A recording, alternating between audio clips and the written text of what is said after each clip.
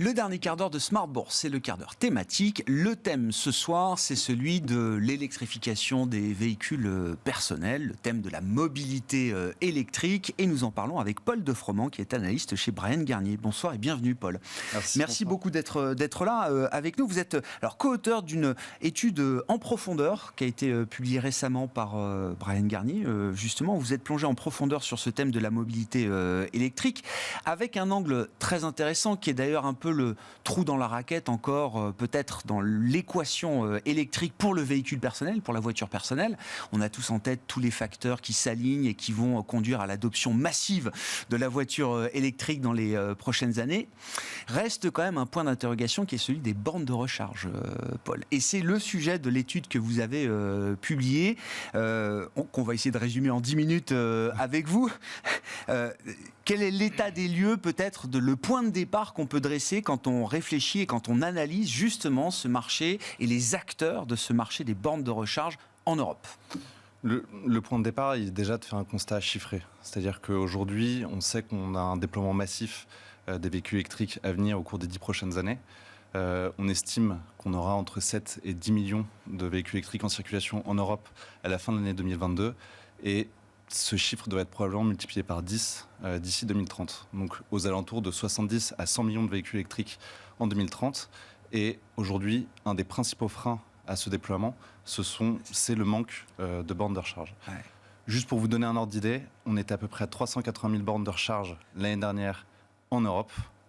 Et on s'attend à 5 millions en 2025 et 34 millions en 2030, qui serait en fait ce que représenterait l'infrastructure nécessaire aux chiffres que je vous ai évoqués précédemment sur le déploiement de la voiture électrique. D'accord. 34 millions pour 60 à 70 millions de véhicules horizon 2030, c'est oui, ça l'idée et 100 millions. D'accord. Oui. Et donc ce ratio-là, c'est le ratio qu'il faudrait atteindre pour qu'on puisse circuler en véhicule électrique sans contrainte, en tout cas du point de vue de la recharge. Exactement. Sachant que dans les chiffres que je vous donne sur la borne de recharge, la majorité, on estime que 95% sera de la charge lente et que 5% sera de la charge rapide.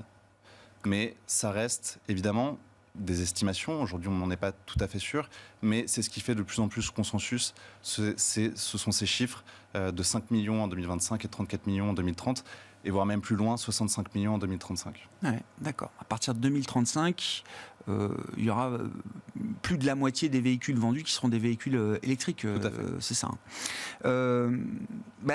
Intéressons-nous à cette chaîne de valeur, justement. Enfin, c'est le travail que vous avez fait, Paul, bien sûr. Quels sont les acteurs de ce secteur? Et dans cette chaîne de valeur, dans cette chaîne de la borne de recharge, déjà, quels sont justement les différents niveaux de valeur et qui vient capter quoi comme valeur dans cette chaîne, cet écosystème autour des bornes de recharge, Paul? Alors, justement, nous, ce qu'on a essayé de distinguer, en fait, dans cette étude, c'était quels étaient les différents métiers. Et aujourd'hui, ce que l'on constate, c'est que deux segments se distinguent. Le premier, c'est celui des constructeurs de bornes, qu'on appelle OEM, comme pour les voitures, les bornes. Et là, ce sont des sociétés qui ont des business models très industriels, assez classiques, avec des usines, un carnet de commandes, et qui se rémunèrent lors de la vente de points de recharge. Et ensuite, vous avez les opérateurs. Les opérateurs sont ceux qui sont en charge de créer, de développer un réseau de stations de recharge, et eux se rémunèrent lors de l'utilisation de ces points de recharge par les conducteurs de véhicules électriques. Et aujourd'hui, vous avez plusieurs sociétés qui commencent à être des leaders dans ce secteur. Donc, pour les constructeurs, ce sont des sociétés comme Alfen, par exemple, dans la charge lente, ou Kempower, dans la charge rapide, pour ce qui est des sociétés cotées. Et pour les opérateurs, ce sont des sociétés comme NOA en Italie ou Fastned, qui est aujourd'hui un des 3 premiers opérateurs sur le marché de la recharge électrique en Europe. On pourra y revenir, parce que alors moi, c'est des noms que je découvre personnellement, effectivement, et ce sont les entreprises, on parle d'entreprises qui sont cotées sur le marché, là, c'est ça, Paul. Il y a aussi tout un écosystème. Voilà, il y a aussi tout un écosystème dans le marché privé, parce qu'on estime qu'aujourd'hui, il y a à peu près un peu plus de 200 opérateurs de recharge en Europe. Seulement une dizaine, ou même moins de 10, sont cotés. Donc le gros du nombre d'acteurs est aujourd'hui sur le marché privé.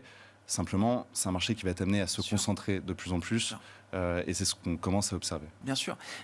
Qu'est-ce qu'on peut dire de la stratégie ou des stratégies des différents acteurs entre les assembleurs, les OEM, comme vous dites, ceux qui fabriquent les bornes et ceux qui les déploient, les opérateurs de réseau?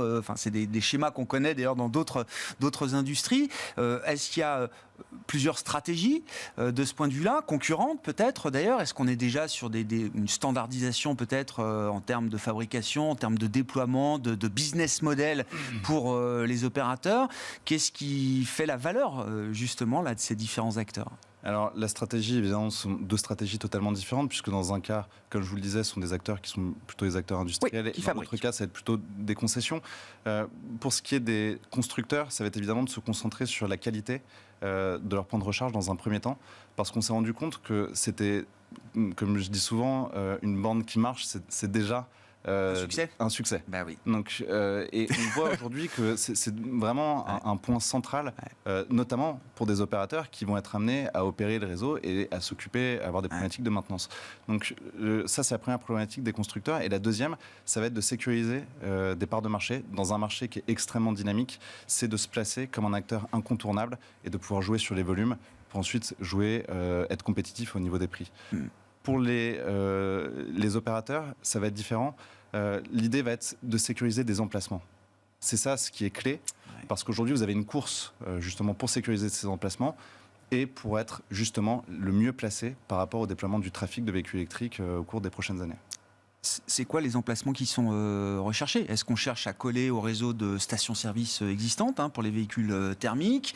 Est-ce qu'on veut être partout en ville dans l'idée que ce sera un usage urbain, citadin avant tout? Est-ce qu'on est prêt à se déployer, je ne sais pas, sur des trajets peut-être de distance plus importantes?